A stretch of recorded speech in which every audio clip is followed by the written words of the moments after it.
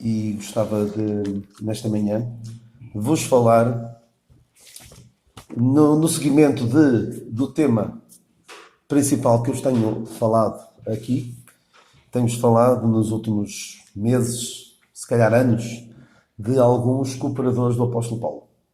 É um estudo muito interessante, muito enriquecedor, de pessoas que cooperaram com o apóstolo Paulo e que são muito pouco conhecidas. Tão pouco conhecidas que o nome deles, alguns nem os conhecem, não é? Falei-vos o Amadeu provavelmente lembra-se deles todos, se eu perguntar, mas lembram-se provavelmente do Tíquico, que entregava cartas, aparentemente entregava cartas, nós vemos que era muito mais do que isso. Vimos o Epáfras, que combatia em orações, o Epafrodito, que esteve até bem perto da morte, não fazendo caso da própria vida, por amor à obra de Deus. Vimos o Onesíforo, que não se envergonhou de Paulo e que o visitou mesmo quando era difícil. Falei também de Trófimo, que aprendeu da pior maneira. Se não aprendeu antes, aprendeu da pior maneira. Que a vida cristã muitas vezes passa por sofrimento, passa por dificuldades, passa por aparentes derrotas. E falei-vos também de dois mais conhecidos, de João Marcos e de Barnabé. Penso que não escapou algum. Talvez, acho que não me escapou nenhum. Eu tenho falado só de homens. Só tenho falado de homens. E pode parecer que Paulo rebaixava as mulheres. Há quem defenda isso. Paulo era machista. Era muito indelicado para com as mulheres. Tratava mal as mulheres. Alguns diziam que as mulheres estavam lá atrás, nem sequer podiam praticamente mexer-se. Até houve alguém que disse, criticando a nossa posição, de que a mulher deve, como a palavra de Deus diz, a mulher não deve ensinar, a mulher deve aprender em silêncio. Alguns diziam que a mulher é uma múmia. Não é essa a nossa posição. E vamos ver uma mulher, uma cooperadora de Paulo, se calhar não é minimamente aquela que vocês possam estar a pensar. Houve algumas, se calhar a mais notória terá sido Priscila, mas quero falar-vos, e até é bom que a minha sogra esteja aqui, porque é um nome que ela gosta também. Quero falar-vos de Cláudia. Eu já andava a dizer há muito tempo que eu gostava um dia falar de Cláudia, mas Cláudia, há um problema com a Cláudia. Cláudia, para quem não sabe, é o nome da minha esposa, filha da nossa irmã Fátima, e só aparece uma vez na Bíblia. E vamos ler essa passagem. E gostava de ter algumas lições sobre o nome dela e sobre aquilo que nós conhecemos dela. Não conhecemos muito. Não vou entrar aqui em grandes especulações. Há quem diga, por exemplo, que Cláudia... 2 Timóteo, capítulo 4. Há quem diga que esta Cláudia era... Porque segundo diz a história, ou a tradição, o nome da mulher de Pilatos era Cláudia. Não sei, não temos essa referência na palavra de Deus. E alguns dizem que esta Cláudia poderia até ser a mulher de Pilatos, que Pilatos depois terá sido transferido para outra zona e ter voltado para Roma. Não sabemos se seria esta. Provavelmente não, mas depois falaremos sobre isso. Então, 2 Timóteo, capítulo 4, versículo 16. Lemos aqui as últimas palavras registradas do apóstolo Paulo. Parece um pouco desanimadoras do ponto de vista humano. De facto, aparentemente fracassou. Vemos alguma tristeza, alguma desilusão com alguns dos seus cooperadores, mas ainda assim ele continuava firme e confiado no Senhor. Então lemos assim: ninguém me assistiu na minha primeira defesa, antes todos me desampararam, que isto lhes não seja imputado. Mas o Senhor assistiu-me e fortaleceu-me para que por mim fosse cumprida a pregação e todos os gentios já ouvissem. E fiquei livre da boca do leão. E o Senhor me livrará de toda a má obra e guardar-me-á para o seu reino celestial, a quem seja a glória para todo sempre. Amém. Saúde a Prisca e a Áquila e à casa de Onesíforo. Erasto ficou em Corinto e deixei Trófimo doente em Mileto.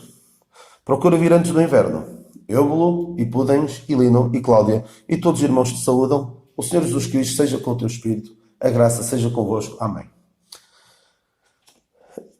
É interessante que Cláudia é o último nome, à exceção do Senhor Jesus Cristo, preferido, não, registado, escrito pelo apóstolo Paulo. Ou seja, para quem diz que as mulheres não são importantes para ele, alguns podem dizer, foi a última que ele falou, deixou para o último.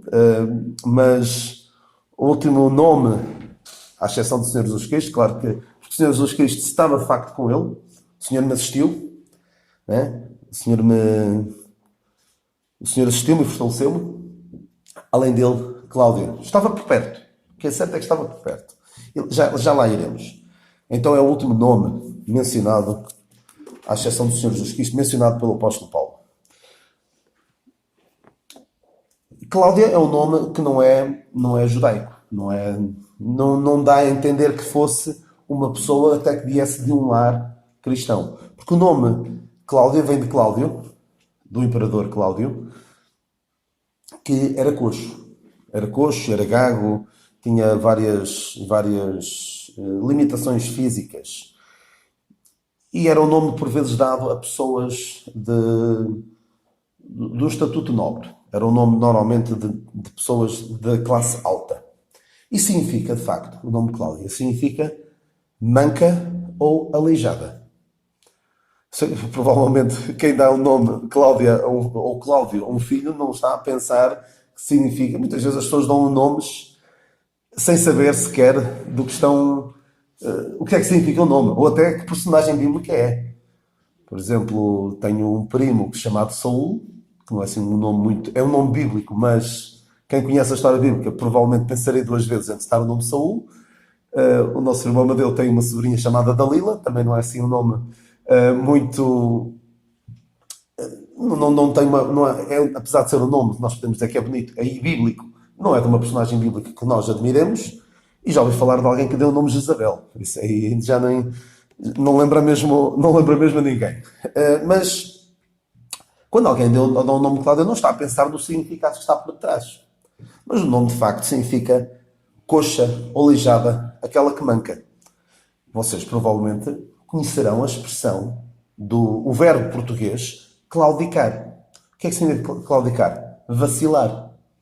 Claudicar não é nenhum stand, podia ser o stand de automóveis de uma pessoa chamada Cláudia, mas não é. Claudicar é de facto alguém que vacila, alguém que manca. Isso é um verbo português talvez pouco conhecido. Eu lembro-me que já há 20 anos,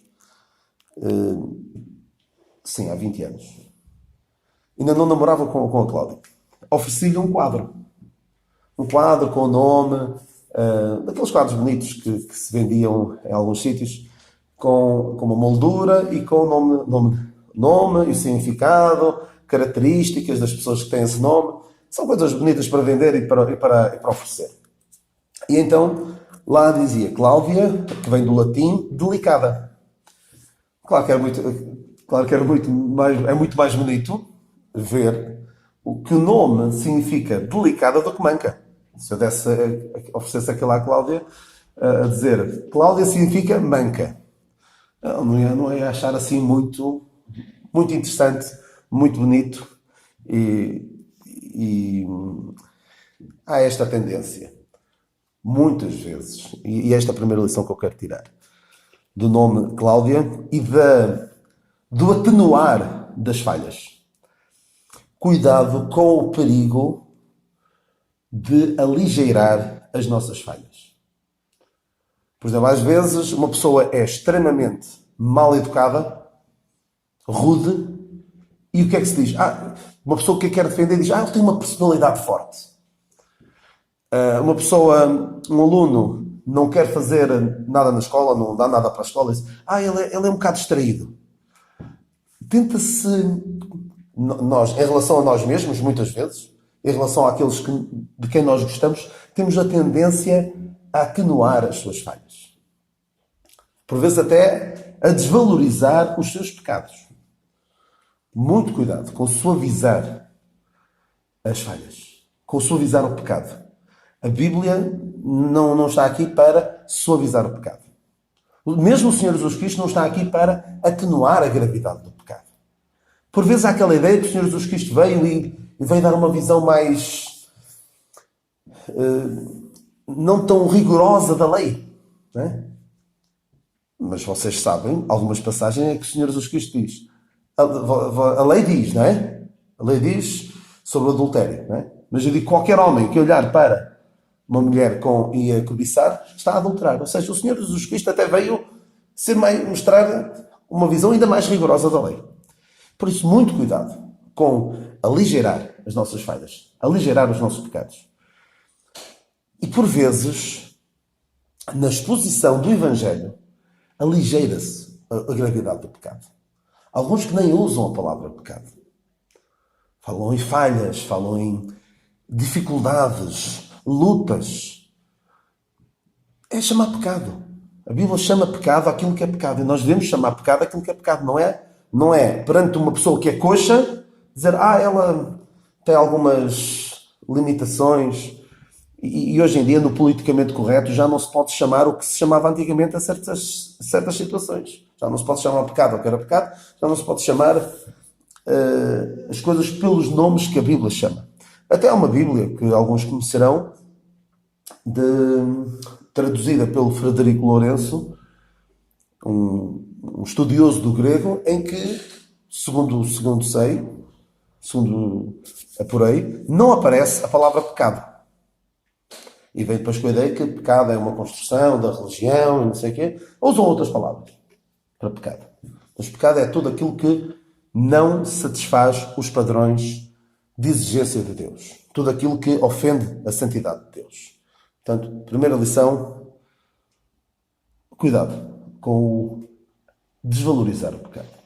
Foi o pecado que levou o Senhor à cruz, foi o nosso pecado que fez com que o Senhor Jesus Cristo viesse a este mundo para dar a sua vida em resgate de muitos, em preço de redenção. Por isso, se nós desvalorizarmos o pecado, se não acharmos muito grave, muito importante, estamos de facto a desvalorizar. Quando se fala de coxo, qual é o nome que vem logo à mente? Mefibosete. Mefibosete era um neto de Saul, filho de Jonatas. E quando nós lemos sobre ele no segundo livro de Samuel, capítulo 9. Eu gostava de ler o capítulo todo, mas não vamos ter tempo para o ler. David, quando tinha o seu reino estabelecido, nós lemos assim, segundo livro de Samuel, capítulo 9, versículo 1. Há ainda alguém que ficasse da casa de Saul para que lhe faça bem por amor de Jonatas? Não sei se sabem, mas a prática, quando um rei tomava posse, e particularmente quando era de uma nova dinastia, ou seja, não era da descendência ou da família do rei anterior, como foi o caso de David, a prática era exterminar toda a casa do rei anterior para que ninguém tivesse com ideias de reclamar o direito ao trono. E David fez exatamente o contrário, não é?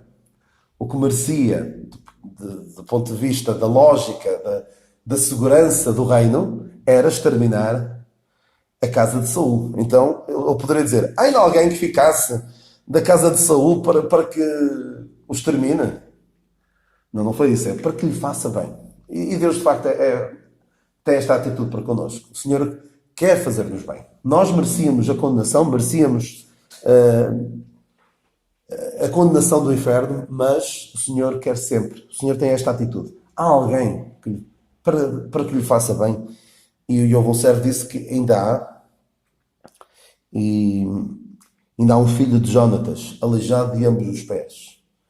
Ele poderia pensar, aleijado, isto não vale a pena estar a perder o meu tempo com um aleijado. Mas de facto, ele usou de grande benignidade, beneficência. Ele diz no versículo 7, usarei para contigo de beneficência por amor de Jonatas teu pai. E reparem a postura de Mefibosete. Mefibosete, quando chega lá, diz, eis aqui teu servo. E depois quando David lhe diz: usarei para contigo beneficência e te restituirei todas as terras de Saul teu pai, e de contínuo comerás pão à minha mesa. Qual é a atitude de Mefibosete? Quem é teu servo? Para tu teres olhado para um cão morto, tal como eu. Ou seja, eu não valho nada. O que é que eu fiz para merecer isto? Se calhar Mefibosete poderia pensar, quando o chamaram para vir a David, poderá ter pensado: é desta que eu vou. Mas não, foi exatamente o contrário. Tal como nós merecíamos a punição e Deus deu-nos a salvação, Mefibosete, que do ponto de vista como vos disse, da segurança, da estabilidade do reino, mereceria a condenação, Deus deu-lhe, David deu-lhe muito mais do que aquilo que ele esperaria. E, por exemplo, Paulo, nós vemos que Saulo, merecia uma condenação, um castigo exemplar. E o que é que Deus faz a ele? Dá-lhe uma salvação exemplar. É extraordinário. Ele merecia um castigo exemplar pelo que estava a fazer e Deus dá-lhe uma salvação exemplar, porque ele diz que foi posto para exemplo de todos que haviam de crer nele para a vida eterna. Mas a atitude de quem vai perante o Senhor tem de ser esta: de humildade, de reconhecer que eu não valho nada. Não é chegar-me a Deus e dizer: eu até sou bom. Quem vai a Deus pensando que vale alguma coisa, vem vazio. E um exemplo disso é o fariseu, da história que o Senhor conta do fariseu e do publicano. O fariseu foi a Deus, orar a Deus, com uma altivez assustadora. Eu faço, eu. E não sei se sabem, talvez não vos tenha dito isso aqui, mas a única vez que na palavra de Deus aparece a palavra conjugada nesse tempo e pessoa, a palavra jejuo, é aqui. É o fariseu a dizer: eu jejuo. Porque o jejum devia ser algo muito pessoal. Que não se devia andar a apregoar: olha, eu faço isto. É algo muito pessoal. E então ele diz: eu jejuo. Ou seja, ele estava muito cheio de si. E quem vem a Deus cheio de si, vai embora vazio. E foi o caso de Naamã. Naamã também, quando veio para ser curado, ele também vinha muito cheio de si. Não vinha com uma atitude humilde. Foi depois preciso humilhar-se para ser liberto da lepra. Quando ele chegou, ele pensou que o profeta vem cá fora, vai pôr a mão, vai invocar o nome de Deus e tal. Ele tinha uma ideia completamente errada de si e daquilo que Deus faz. Portanto, nós precisamos de ter esta atitude de Mefibosete. Eu não sou digno. Eu sou um coxo. Eu sou um inválido. E reparem que naquela parábola das bodas, quem é que Deus depois chama? Os coxos, os aleijados, aqueles por quem ninguém dá nada. Esses têm assento nas bodas. Mais uma lição. Então, a primeira lição: cuidado com o desvalorizar o pecado, cuidado com o desvalorizar as nossas falhas, cuidado com não admitirmos a nossa total incapacidade de agradar a Deus. Nossa atitude tem de ser como a de Mefibosete. O que é que nos vem mais à mente quando se fala num coxo? Em coxear. Até quando? Como? Exatamente. Até quando cocheareis entre dois pensamentos? A dada altura, a nação de Israel estava a cochear entre dois pensamentos. E para terem uma ideia do que será cochear entre dois pensamentos, imaginem que eu estou aqui e quero andar. Experimentem andar, quando vão na estrada, andar com um pé no passeio e outro na estrada. É muito desconfortável, não é? Não é? Nós não estamos feitos para isso. E é desconfortável. Não andamos bem. Não estamos nem bem em baixo, nem bem em cima. E então a nação de Israel estava assim. E lemos isso em 1º livro dos Reis 18, 21. Ele convoca todo o povo e diz assim: até quando cocheareis entre dois pensamentos? Se o Senhor é Deus, serviu. Se Baal é Deus, seguiu. Ou seja, vamos ter de decidir de uma vez por todas, é quase como Josué disse, escolhei hoje a quem servais. Hoje vão ter de decidir a quem é que vão querer servir. Porque eles, ora, adoravam a Deus, mas também, devido à má influência de Acabe e Jezabel, andavam também a adorar a Baal. E eu tive curiosidade de ir ver que palavra é que aparece no original nesta palavra cochear. Esta palavra cochear, no hebraico, eu não sou muito entendido, nada, nem no grego, nem no português sou entendido, quanto mais no grego ou no hebraico. Mas lembrei-me de ir ver. Vocês sabem que o Velho Testamento foi escrito em grego, em hebraico. E o Novo Testamento em grego. E há uma tradução para o grego do Velho Testamento, que é Septuaginta. Mas lá não encontrei grande coisa. A palavra que lá aparece não é muito sugestiva. Mas depois lembrei-me. Há uma tradução da Bíblia para latim, muito antiga, do Jerónimo, que se chama a Vulgata. Tradução para o latim, que é a Vulgata. Lembrei-me disto. Eu não a tenho em casa, mas hoje em dia encontra-se tudo na internet. Então, lembrei-me de procurar. Primeiro livro dos Reis, 18, 21, Vulgata. E sabem qual é a palavra que aparece onde diz cochear? Até quando cocheareis? Claudicatis. Claudicar. Até quando claudicareis? Até quando andareis a cochear, a cambalear, a variar entre dois pensamentos? Muito interessante. O estudo da Palavra de Deus realmente dá-nos deste tipo de lições muito preciosas. E todos nós, claro que é fácil olhar para a nação de Israel e dizer realmente eles isto e aquilo, andavam desviados, andavam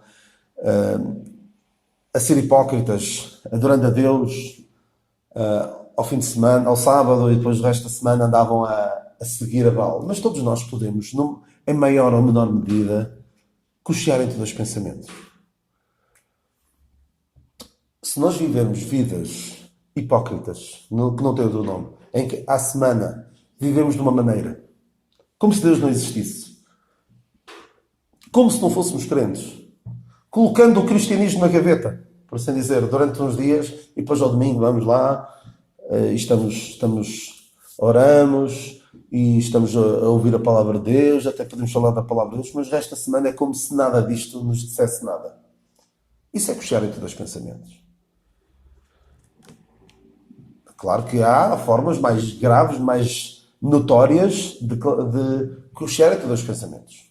Viver uma vida completamente desregrada e fora da vontade de Deus, e depois em momentos específicos estar a vestir a melhor roupinha, vir à igreja e parece que está tudo bem.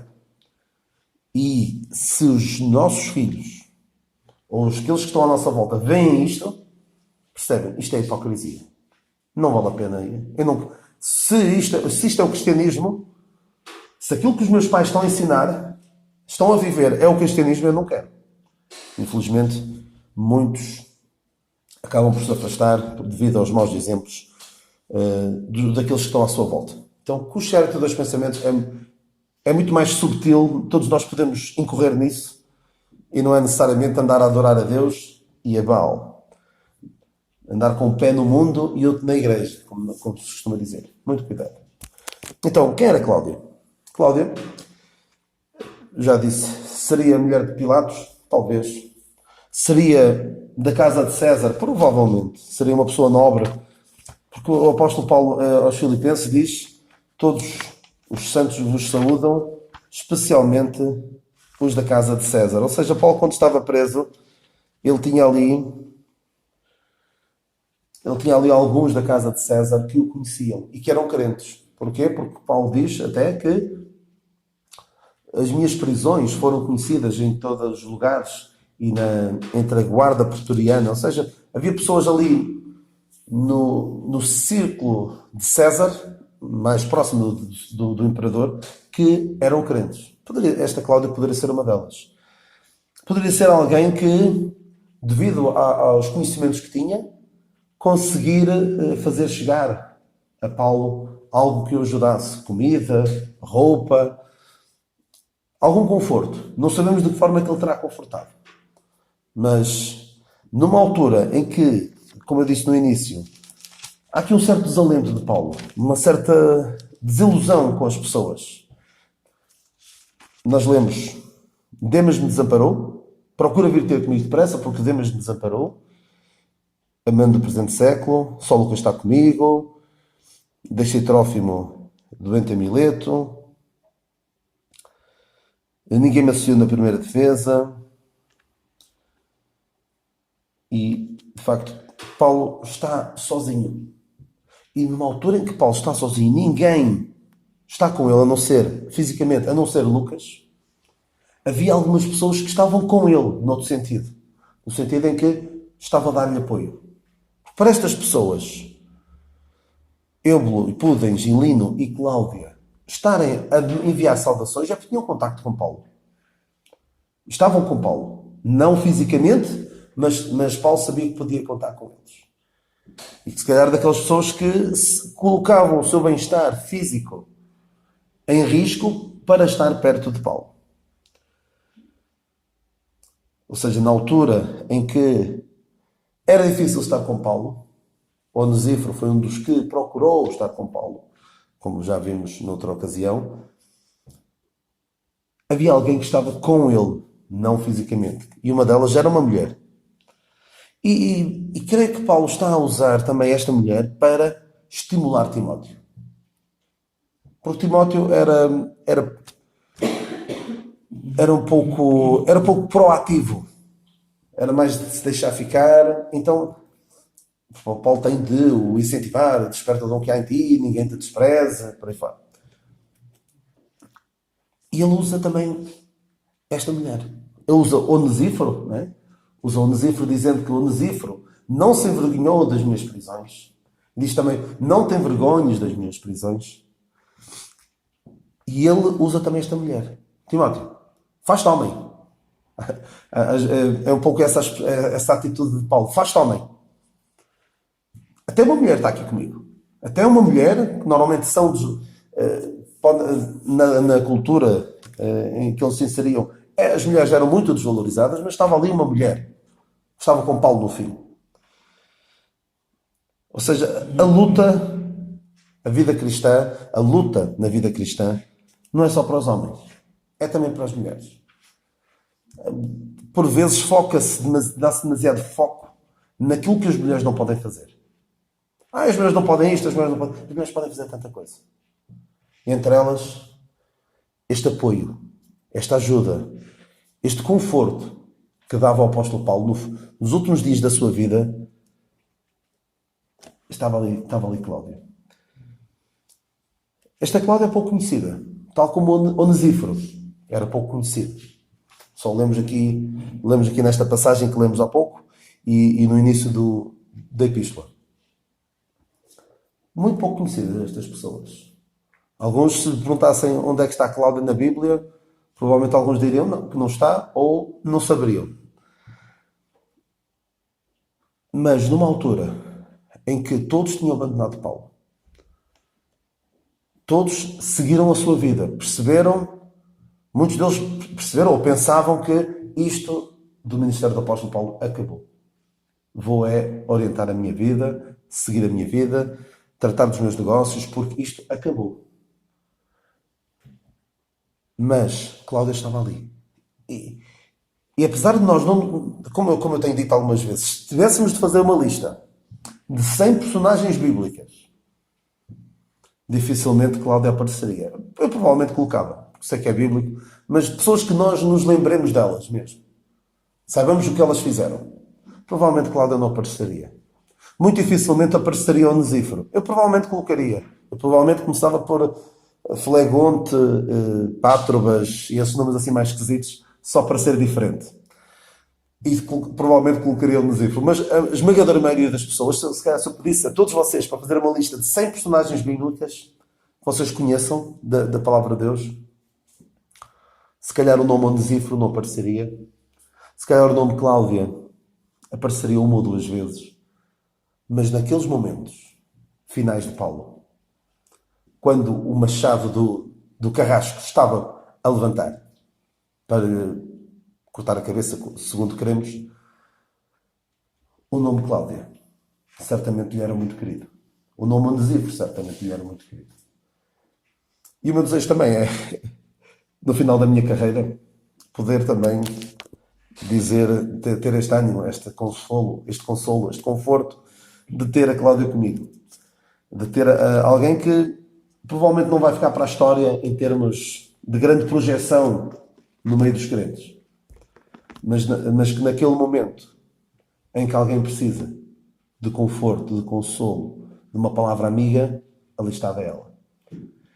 E que o Senhor nos ajude a meditar nestas pessoas pouco conhecidas, que provavelmente nunca pensaram que iam ficar, os seus nomes iam ficar registados para a história.